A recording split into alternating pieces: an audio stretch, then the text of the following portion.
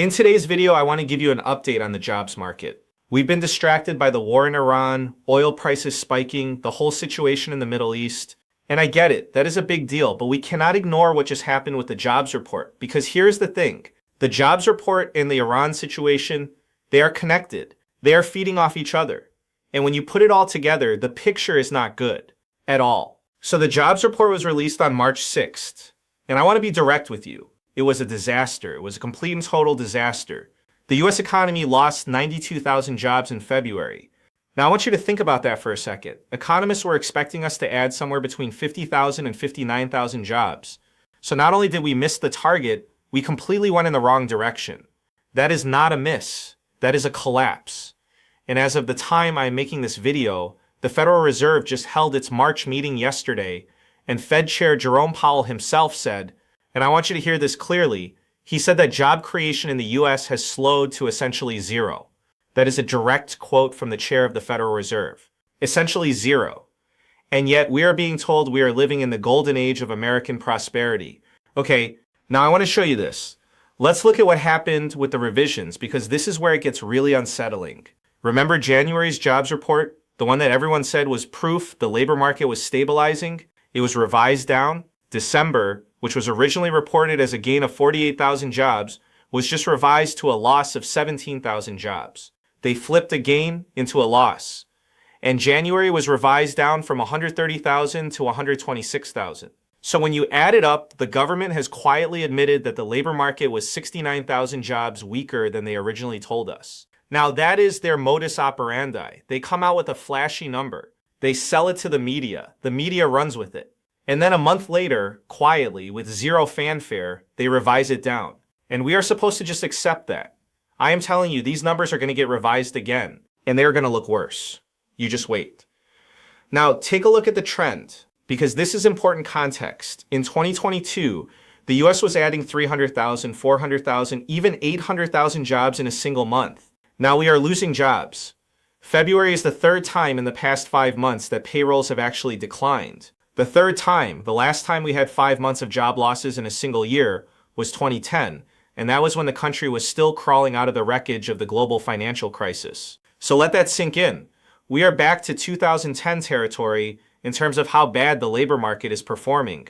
And the unemployment rate in January was 4.3%. In February, it ticked up to 4.4%. And the labor force participation rate dropped to 62%, the lowest reading since December of 2021. Now, 4.4% sounds low to most people, and politicians will absolutely use that number to tell you everything is fine. But here is what they are not telling you. The average duration of unemployment in February was 25.7 weeks. That is the longest it has been since December of 2021. People are not just losing jobs, they are staying unemployed for longer because there are not enough jobs to go back to. And that is the part of the story that they conveniently leave out.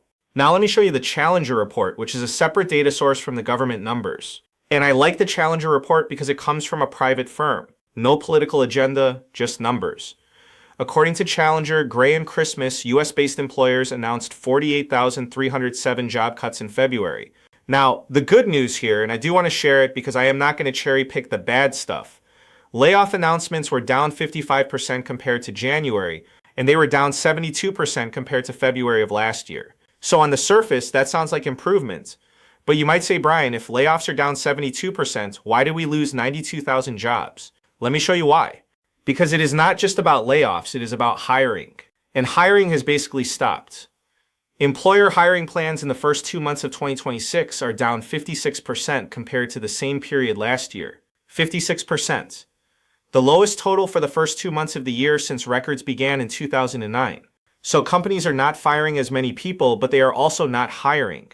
The economy is frozen. That is why you get a net loss of 92,000 jobs. It is not because of a single wave of mass layoffs. It is because the jobs that are disappearing are not being replaced. And I am telling you, that is actually harder to fix. Now let me walk you through which industries are doing the most cutting, because there are some very alarming numbers here that you are not going to hear on the evening news. Technology announced 11,039 job cuts in February alone. Year to date, the tech sector has now announced 33,330 job cuts in 2026. That is up 51% compared to the same period last year. Education job cuts are up 96% year over year. Manufacturing job cuts are up 143% compared to the first 2 months of last year. And transportation, this one is going to get worse before it gets better. Transportation job cuts are up 872%. 872%. That is not a rounding error. And the reason that number is going to keep climbing is because of the Strait of Hormuz, because of the oil shock, because of what is happening in the Middle East. Supply chains are being disrupted, shipping costs are surging, and transportation companies are going to keep shedding workers because of it. And then there is healthcare, the sector that has been the primary driver of job gains in this country for the past year. Healthcare and private education services lost 34,000 jobs in February. Now, some of that is attributed to the Kaiser Permanente strike, which temporarily sidelined more than 30,000 workers. So yes, that is a one-time event. But here is what I want you to think about. If you strip out healthcare from all the job growth we saw last year, the labor market was already weak. Healthcare was basically the single engine keeping the plane in the air. And now that engine just sputtered. Now, I want to talk about artificial intelligence, because I have been saying this for a while and the data is now confirming the trend. According to the Challenger report, artificial intelligence was cited as the reason for 10% of all job cuts in February. 10%. That might not sound catastrophic, but look at the trajectory. In 2023, AI was responsible for 3% of job cuts. In 2025, it was responsible for 5%. And now in February of 2026, it is at 10%. Year to date, in 2026, AI has been cited in 12,304 job cut announcements. And I am telling you, that number is accelerating pretty quickly.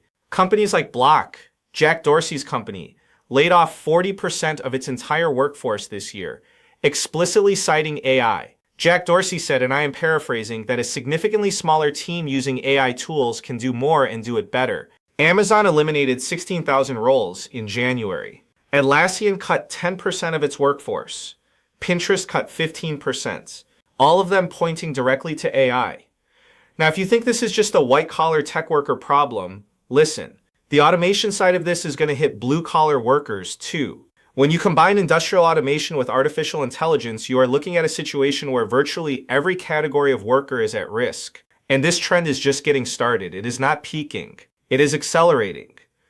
But you might say, okay, Brian, what is actually driving all of this? Why is the labor market falling apart right now? Here's the real story. And this is the part the mainstream media is not connecting for you. We have a perfect storm. You have a labor market that was already weakening before any of this started. We had multiple months of job losses in 2025. We had weak hiring all through last year. And then on top of a fragile labor market, you pile on a war with Iran that has sent oil prices into the stratosphere. WTI crude oil was sitting around $68 a barrel before the war started on February 28th. As of March 18th, it is around $95 a barrel. That is a 40% increase in less than 3 weeks. The Strait of Hormuz is effectively shut down to commercial tanker traffic. That waterway handles approximately 20% of global oil supply. And the probability of it returning to normal by the end of April is sitting at 26% according to prediction markets. 26%. That means there is a 74% chance it is still essentially closed by May. Think about what that means for oil prices. National average gas prices are already up 81 cents per gallon since the war started. That is money coming directly out of the pockets of American consumers. And consumer spending is 70% of GDP. So when consumers start pulling back because they are spending more on gas, on energy, on everything that gets transported by diesel trucks, corporate profits start getting squeezed. And when corporate profits get squeezed, companies cut costs. And the number one cost that companies cut is people. So the oil shock feeds directly into more job losses. This is not speculation. This is a chain of cause and effect that has played out historically every single time oil prices spike like this. And now here's where it gets really complicated, because the Federal Reserve held its meeting yesterday, March 18th, and they did what everyone expected, which is they kept interest rates unchanged. The Fed funds rate stays at 3.5 to 3.75%. And Powell came out and basically acknowledged that the Fed is stuck. He said that near-term inflation expectations have risen significantly due to the oil price shock. He acknowledged that the labor market is at essentially zero job creation. And his solution was to pencil in one rate cut for all of 2026. One. Before the war started, markets were expecting 2 cuts this year, maybe 3. Now the dot plot shows 1, and nearly a quarter of all Fed officials think there should be 0 cuts this year at all. We are being told by politicians and by the mainstream media that the Fed is handling this, that Powell has everything under control, that this is all temporary and transitory. Listen, I have heard the word transitory before. We heard it in 2021 when they told us inflation was transitory. We know how that ended. And now Powell is out there saying the oil shock is probably a one-time increase in prices. He literally used the phrase one-time increase. That is the transitory playbook all over again. And the American people are supposed to trust that narrative after what happened with inflation over the past 5 years. It is propaganda, plain and simple. The GDP data is already flashing a red warning sign. So GDP in the fourth quarter of 2025 grew at an annualized rate of 0.7%. 0.7. That is barely moving. And that data does not even include the oil shock yet. That was before the war. So when the first quarter 2026 GDP number comes out, I want you to remember this moment. And the Fed's own projections have PCE inflation at 2.7% for 2026, up from their previous estimate of 2.4%. So they know inflation is going higher, they are just betting it will come back down in 2027. My honest opinion, they are wrong. The writing is on the wall. What you are looking at right now is the early stages of stagflation. That is an economy where growth is slowing or contracting, but inflation is rising at the same time. It is the worst of both worlds. Because in a normal recession, the Fed can cut rates aggressively and stimulate the economy. But in stagflation, they cannot do that. Because cutting rates makes the inflation worse. They are boxed in. And the average American consumer is going to be caught in the middle. Rising prices, a frozen job market, wages not keeping pace, more debt, more delinquencies. The data is all pointing in the same direction.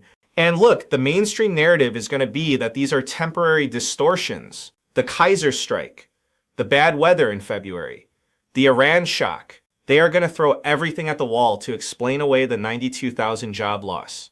And some of those factors are real. The Kaiser strike did remove around 30,000 workers from the payroll count. Fine. But even if you add every single one of those workers back in, you still have a net jobs loss in February. You still have December revised to a net loss. You still have the labor force participation rate at a multi-year low. You still have 25.7 weeks as the average time people are spending unemployed. The temporary distortions do not explain all of this. They are living in ignorance. They are living in bliss. The data does not support the official story. It is as simple as that. And just so we are clear, this is not a one-party problem. Obama overspent, Bush overspent, Trump overspent in his first term, Biden overspent, and now the second Trump administration is dealing with the consequences of decades of these decisions stacking up on top of each other. The Federal Reserve spent years printing money and holding rates at zero, which inflated asset prices and drove the cost of living through the roof. And now American workers are paying for it. The job market is the canary in the coal mine. Here's my prediction on how this plays out over the next 12 months. If the Iran situation does not de-escalate, if the Strait of Hormuz does not reopen, oil prices are going to stay elevated or go higher. That feeds into CPI and PCE data. Inflation stays hot or gets hotter. The Fed cannot cut rates. Borrowing costs stay high. Consumer spending contracts. Corporate earnings fall. Companies cut more jobs. The unemployment rate, which is currently at 4.4%, starts moving toward 5%. And once you start moving the unemployment needle in this environment of elevated inflation and near zero GDP growth, you are in a recession. Probably a stagflationary one. And I am telling you, the US cannot afford a recession right now. The national debt is sitting at nearly $39 trillion. Interest payments on that debt are already eating up an enormous portion of the federal budget. A recession means less tax revenue, more government spending on unemployment benefits, and even wider deficit. It is a spiral, and the data is pointing us in that direction. If this trend continues, we are going to be in serious trouble a year from now. I am not saying that to scare you. I am saying it because the numbers say it. And I would rather you hear the truth now and be prepared than hear the propaganda and be caught off guard. Please subscribe to the channel for daily updates on what is actually happening with the economy. Thank you so much for your support. I wish you a very nice day. Take care,